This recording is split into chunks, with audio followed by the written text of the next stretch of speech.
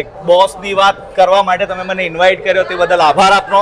અને પર્સનલી કહું ઘણું સારું મૂવી છે. તમે જે નવી ઇન્ટ્રોડ્યુસ કરી રહ્યા છો, નવા એક્ટર્સ લાવી રહ્યા છો, thank you as a Barodian કે આપણે બરોડિયાની અંદર બી તે કોઈ મીડિયેટર જેવું કામ કરે છે.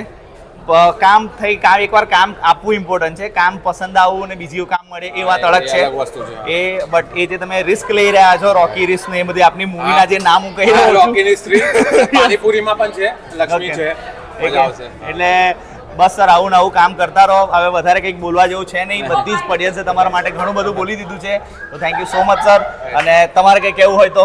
બસ મારે એ જ કહું છું કે ફર્સ્ટ ઓફ ઓલ અમિતભાઈને અને ઠાકોર સરને થેન્ક યુ દિલથી, કે અને કેમેરામેન ભાઈને પણ, કે તમે લોકો આયા ટાઈમ કાઢીને અને આ મૂવી કવરેજ એન્ડ સુધી બેસ્યા, એ મારા માટે બહુ મહત્વની વસ્તુ છે. નાપાસ બહુ દિલથી બનાવી છે મૂવી છે. મેં બહુ મહેનત કરી છે, પૈસા પણ રોકાણ પણ બહુ કર્યો છે.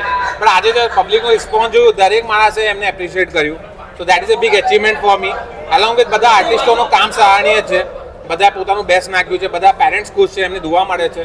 અને જે ફર્સ્ટ શો જે હિટ થયું વિકલાંગોના, મંદબુદ્ધિ બાળકોના, અંધજનાનું, એ પણ એમનો પણ આ દુઆઓ છે. તો તમારા લોકોને દિલથી આભાર. અને પ્લીઝ, એ જ છે મારી ટેગલાઇન, નિષ્ફળતામાં સફળતા. એટલે આપણે નિષ્ફળ થઈ હોય તો પણ એમાં સફળતા શોધી લઈશું. એ જ આપણું ધ્યેય છે લાઈફનું. Thank you very much. Thank you sir.